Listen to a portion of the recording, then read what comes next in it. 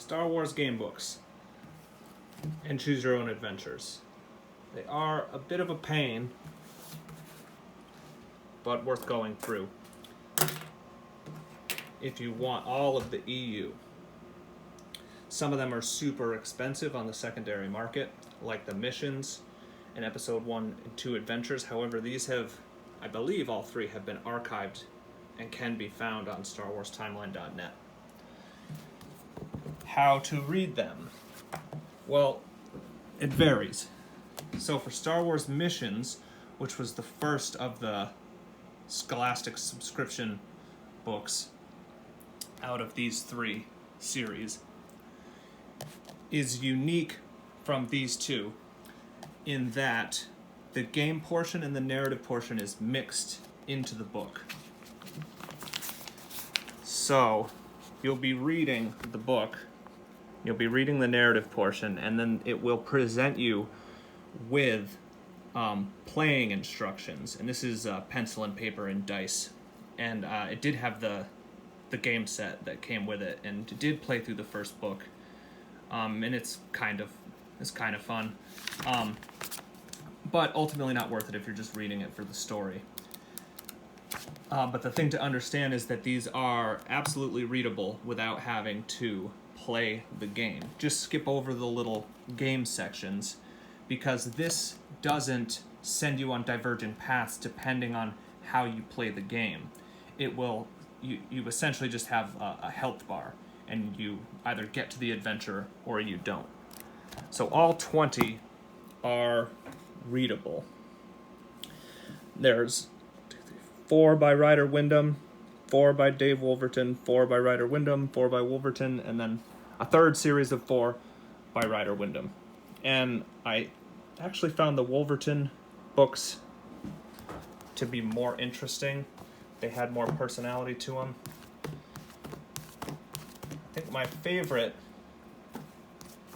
I don't know where it went. That one, the Togorian Trap, was pretty fun, and sees you, the player, down on Togoria, I think it is, whatever the Togorian home planet is, and you're running around with a bunch of meathead Togorians, and they're beefcaking around and fighting wildlife, and it's pretty fun. After Missions, Scholastic changed how the books work for the better for EU fans, in that they now have one book for the novel and then a separate smaller book for the game section, so that if you want to just read the novel, you can, and if you want to read through it while playing the game, you have the game book. And the game book has the same cover art, but it says game book on it. It's a little bit smaller. And for the Episode 1 adventures, I think the standout were the Jar Jar stories. Those are really fun. And the way the Gungans speak is ridiculous and kind of a pain to read, but ultimately fun because their accent is like spelt out phonetically. It's kind of hilarious. And then I call it Episode 2 Adventures, even though Episode 1 Adventures is called Episode 1 Adventures, and then Episode 2 Adventures is just called Star Wars Adventures. The first 6 books are the only original story, and it's all one arc. And then the next 4 books is a reprint of story from Episode 1 Adventures. And this is actually probably the best story, I think, out of the whole 3 series of books, following Kitster, and I won't spoil it, but it, essentially shows Kitster making a huge selfless sacrifice for the greater good. If you've read it, you'll know what I mean, and it's surprisingly emotional for a little game book for kids, written by Dave Wolverton. And then the final 3 books are also reprints from Episode 1 Adventures, and this is an adaptation of The Phantom Menace. And I thought it was a unique adaptation, but someone recently told me that it is actually, maybe I'm wrong, that it is actually it's just the text from the Scholastic Junior novelizations. So those are those game books. Then there are the Choose Your Own Adventures, and there are a variety. I would start with the Choose Your Own Adventure adaptations of the original trilogy. Ooh, Empire Strikes Back. What stands out about these ones, as compared to the later Choose Your Own Adventures following the Clone Wars series, is that these are darker and more fun. The deaths in these books would go something along the lines of, like, and then you fell into the Sarlacc where you were consumed over the next 1,000 years, like, in agony. Whereas the deaths in the Clone Wars series are more along the lines of, you got to the dead end and realized you couldn't go on. One other thing to note about these, and specifically the Empire Strikes Back, is that there is one of the divergent paths is the Meltdown on Hoth story. And someone can correct me or educate me, but I think that this story is also in the NPR radio drama, and it's in there perhaps because it was a deleted scene. I'm not sure. But one of the paths does, in this book, does see the events of Meltdown on Hoth play out. Going on to, and this is a confounding mess. There's the American Choose Your Own Adventures for the Clone Wars. And then there is the Australian release that also came in this nice slipcase set. And there are unique books for both, and the same. So, the first one on each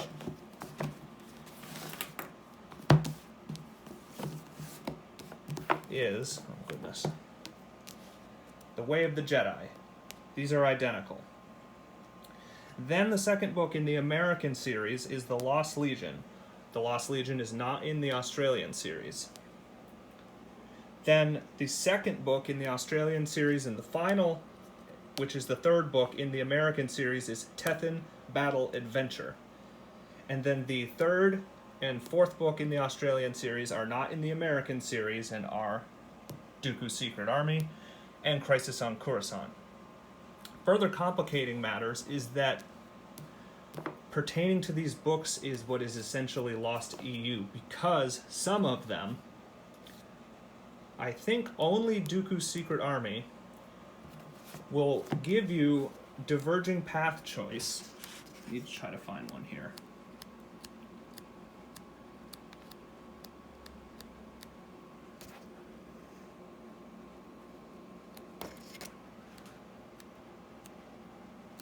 Might not be able to find one. So in a Choose Your Own Adventure, it will say, to do this, go to this page, to do this, go to another page. But in some of these, you can choose to go to another page, or you can choose to go online at a specific website and play a little flash game. And only at the completion of that game will it give you the next page to proceed in that particular path in the adventure. And since the games are no longer available, the road down that path in the adventure is no longer trackable. It would take some crazy effort of somebody flipping through all these pages and jigsawing it back together to document the correct path again.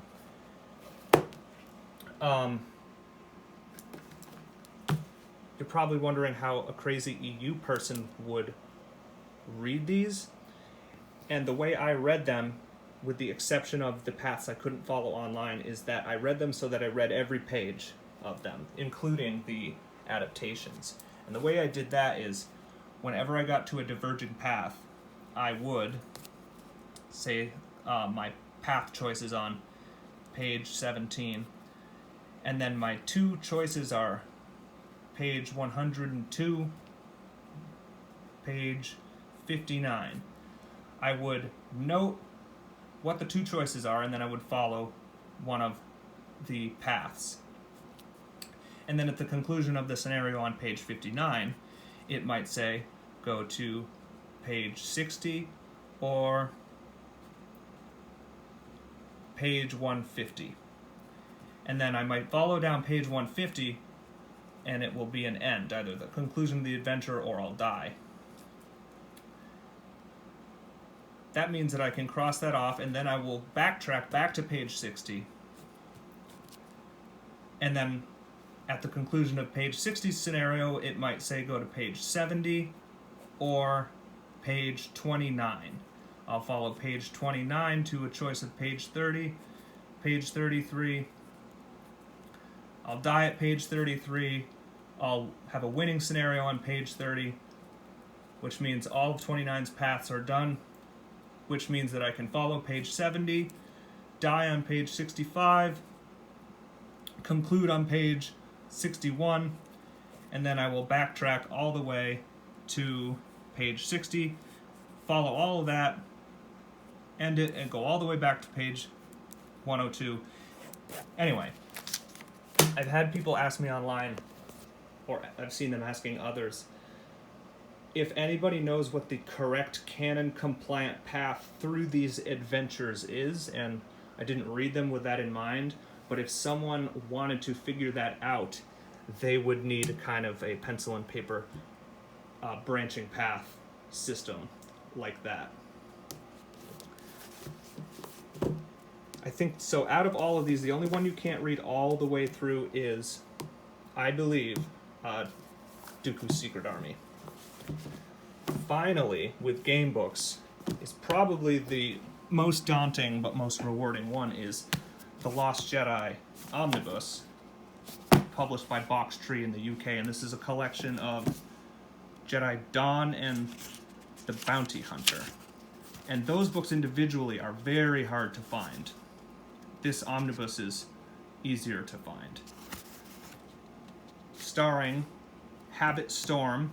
I forget if he's a proper Jedi. He has a lightsaber. I think he's a proper Jedi, yeah. And he has an orange lightsaber.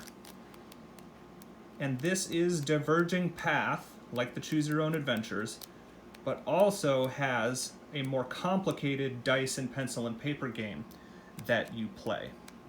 If you're an EU fan and you want to read through it, I can confirm that you can completely disregard the pencil and paper portion and skip those fighting encounter sections and move on to the narrative section much as you can in missions.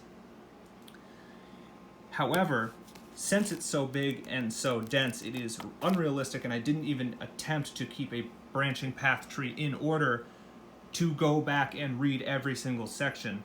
But I did keep a branching path tree in the event that I'm 50 choices deep and die. You won't remember what the previous pages were, and you won't remember how to continue your adventure, and you'll have to literally start reading the book over again if you want to get to the end of the adventure. So if you want to read this for the lore, you are going to have to create what are essentially save points and write down the last page you were on before you made that choice, and keep, as you make more choices, keep writing down the last page in case you die, because you won't remember the right page to go back and continue. Couple small things worth noting that are really cool about these books is the first one, Jedi Dawn, adds significantly to the lore surrounding the Death Star plans and the planet Tapwara. I don't know if I said that wrong.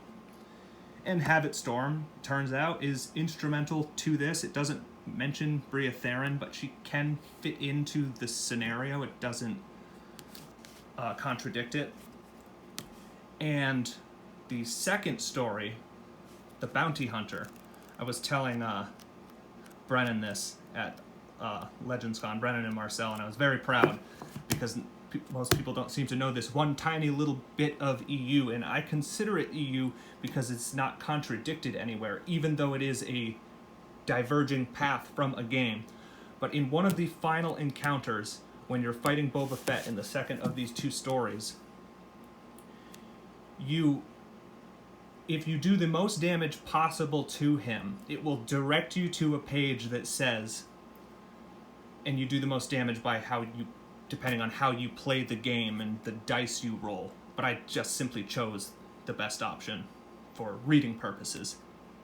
If you do the most damage possible to him, it will direct you to a page that says, I'll paraphrase, you've really done a number on Boba Fett.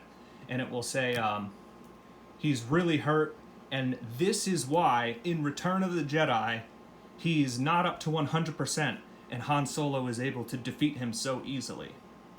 And so it turns out that Habit Storm, whooping Boba Fett in the second of these two adventures, the Bounty Hunter, is why Boba Fett died like such a punk.